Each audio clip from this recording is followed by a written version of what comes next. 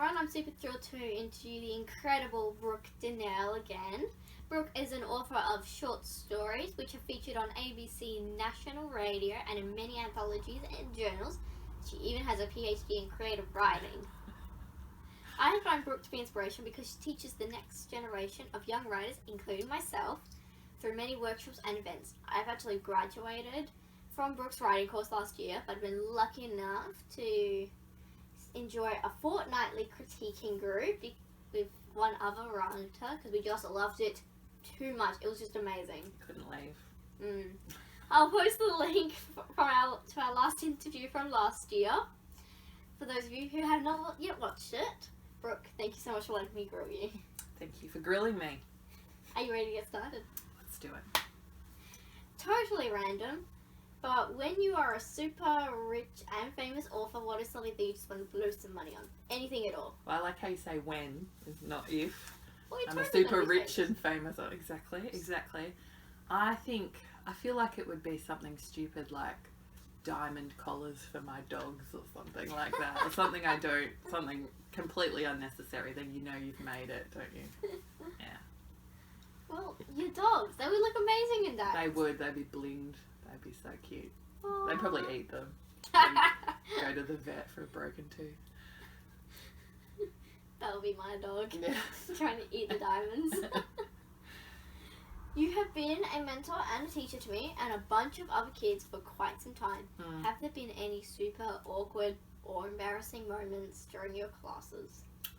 Well, this is 100% true. Once when I was teaching at uni, I had a 3-hour class and I was like, writing on the board, turning to them, writing on the board, and then we'd have a 15-minute break in the middle. And a student very nicely came up to me and whispered, "Do you know there's a big rip in your pants?" And I had the seam of my pants had ripped right down the centre, shall we say. Luckily I was wearing underwear the same colour as the pants. And I said, "No, I did not know that," and tied a jacket around my waist. And then as soon as the class finished, I went and bought new pants. And that happened. So yeah, that was pretty awkward. I'm just glad I wasn't wearing like floral knickers or something like that. Oh, that would have been awkward. That would have been made more awkward. It was super. But I also thought when she said, "Did you know there's a rip down your pants?" I thought, does she expect me to say, "Oh yeah, there's a rip. Of course there's a rip down my pants." Like, of course I didn't know. But anyway, it was nice. She said it in a very nice way. I was very pleased that she didn't put her hand up in the middle of class. That's a good student. Yeah, she was great. Don't just correctly humiliate your teacher in the middle of it. Exactly. You wait until after. Yeah. Let everything sink in. Yeah. Let me know quietly. Yeah. A collection of your short stories has just been shortlisted for a competition. How exciting. I know. Can you tell us a little bit more about the competition? So it's called the Carmel Bird Digital Literary Award, and it's so you submit stories that are, so the collections of stories or novellas that are under 30,000 words, which is kind of an interesting length that you can't usually find places to publish something like that because it's not too long, not too short. And I had these stories which I was like, I'd like to get a big collection of them on the same theme, but I only had 6. And then when I saw this award for 30,000 words, I had 28,000 words, and I thought must be magic coincidence. So I sent it in, and I was one of the 9 shortlisted, which I was very, very pleased about. That's so cool. I'm so happy for you. Thank you. It was great to get the email. It's yeah, like, they were good. I did it. Exactly. Take that off your list of amazing achievements. Exactly. On my amazing achievement list, I just ticked it off, Very low one. Exactly. Because you're amazing. Oh, thank you. You flattered me. Following up from that, can you tell us about what your short stories were about? So the theme that I had chosen was about, I had all these stories that were about, they had women in them, or female characters, and they also had dogs in them. And so the collection's called Females and Dogs. And it's kind of about, how society maybe sees women and that kind of dog metaphor of, a word we might not be saying, a word starting with a B perhaps. and how Yep. women are called that and treated like that. But there's male characters in it as well, and it's just about kind of women finding their place in society, and there happens to be dogs in every story because dogs are cool and they also fit the theme. So it Yeah, worked out. dogs are amazing. They are amazing, and all the dogs in my stories are very good boys and girls. That's good. You've written heaps of stories. Out of all of your characters, who do you relate to the most and why? Do you know what I want to say is that I relate the most to this 104-year-old male character who I came up with, who was just really, really grumpy. And I was thinking, if I were 104 and my great-granddaughter was trying to take me to the doctor, I would be just as grumpy as well. So for some reason, he's the one who comes to my mind. Maybe that says something about me, but yeah, that's who I think who I relate to on a pure level. But you would know as well, Imani, that all your characters have a little bit of you in them. Yeah, like sometimes you take chunks out of you, and then sometimes you just find random people in the streets and you're like, that's a cool character idea. Yes. I like that. Exactly. Yeah. So Characters come from everywhere. they do, but I think all my characters have a little bit of me in them, so it's hard to decide. But I think a grumpy old man probably is very emblematic of who I am. Well, if you're 104, that would be me too. Exactly. And the great-granddaughter was taking him to the doctor to see if he needed, to see if he had cancer. And he was like, well, I'm 104, so whether I have cancer or not, I'm 104. You know? Last time we spoke, you said you were coming up with ideas for a book. Mm. How is that going? How is that going? I think if I remember correctly, then I did actually finish a draft of that book and send it to a competition. So I'd have to see. I probably didn't get anywhere because a lot of people sent to the competition, but I was very proud of myself that I actually finished it, you know, because you would know that doing a first draft is much easier than doing a second, third, fourth, you know, fixing it when you've got new ideas in your mind. So my goal was to finish it up, have a good draft. I was happy, and send it away. So I actually got something done. Maybe you inspired me. No. You probably did. Oh, thank you. I hope it was amazing you. Ah, we just inspire each other, you know. Now on to the speed questions. Okay, I'm good to go. What are you writing at the moment? I have to admit I'm not literally writing anything at the moment, but I've got ideas for the next thing I'm going to write, which is another novel manuscript, if I can actually make the time to write it every day. I know you can do it. Oh, thank you. Have you tried a new flavour of ice cream that you just love? I don't know if I'd say it's new, but a new brand of ice cream, this strawberry cheesecake. So I used to get it at Baskin Robbins, and it would have chunks of strawberry in it and chunks of cheesecake, but this one, it's strawberry ice cream with chunks of cheesecake in it, and it's amazing. It's amazing. I ate half a tub last night. Well, I mean, if it's a raspberry cheesecake I ice know. cream, why would you refrain? It makes tastes me so amazing. happy. It's Which character do you or have you had a crush on? I think I probably had a crush on Harry Potter. I definitely had a crush. You're probably too young to know about the Babysitter's Club. You've heard of those I books? think I've heard of them. You, yeah, heard of them. There was a boyfriend in the Babysitter's Club called Logan, and he was pretty cool.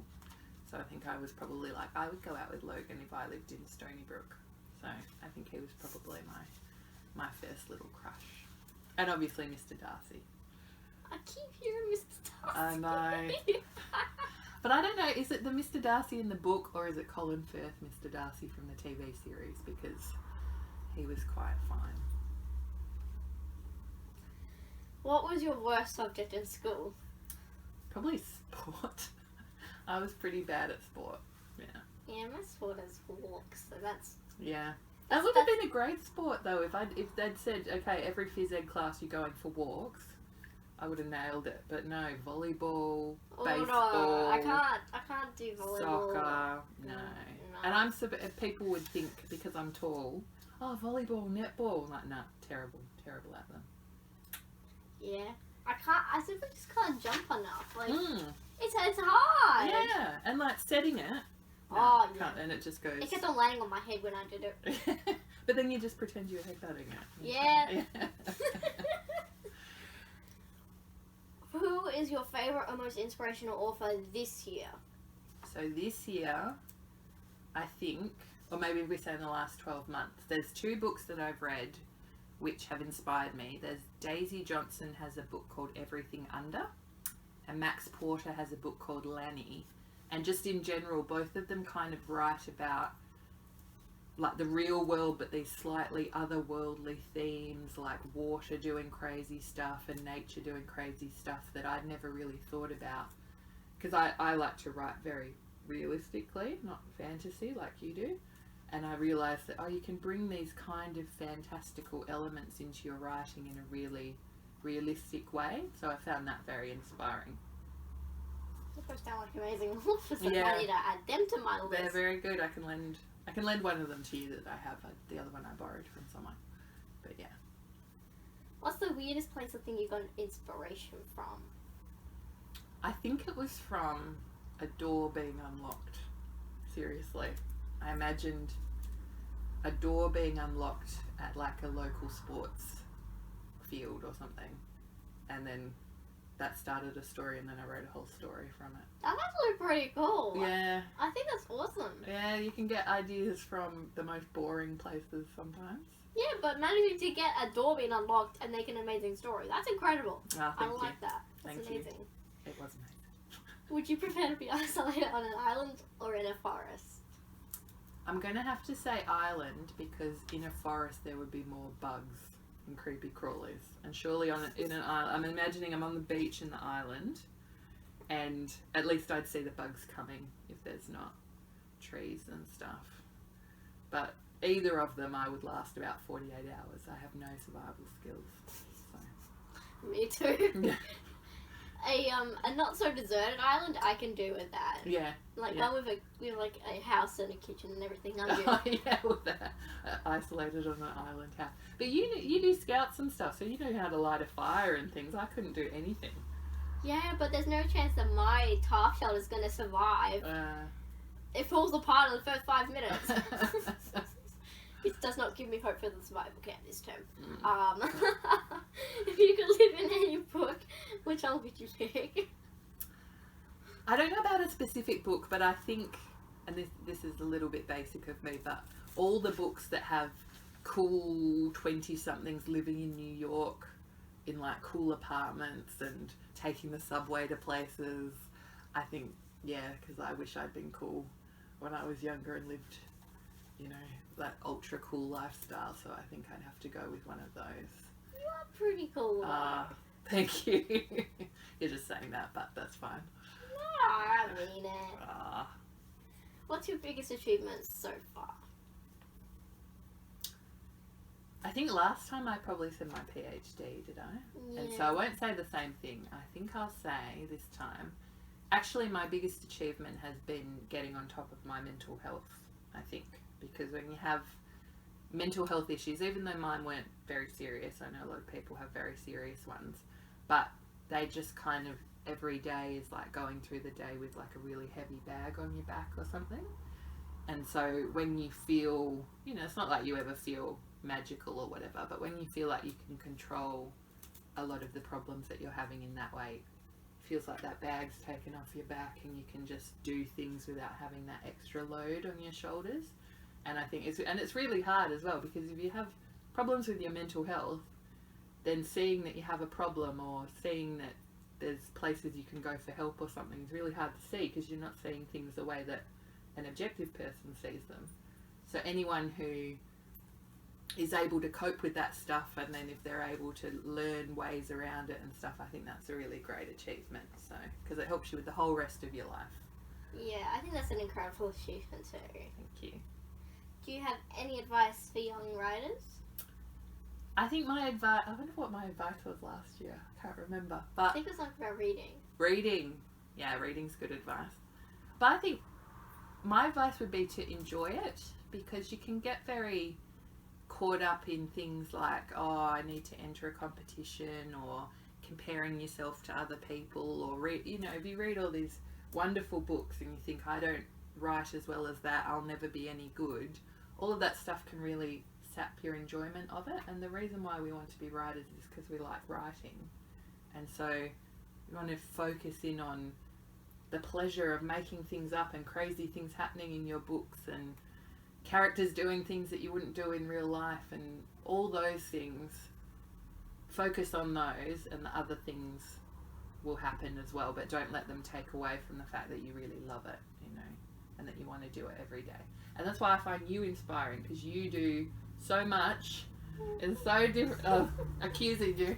You do so much in so many different areas, and I believe that you must really enjoy it, and to go in all the different areas, all the things that you do with it.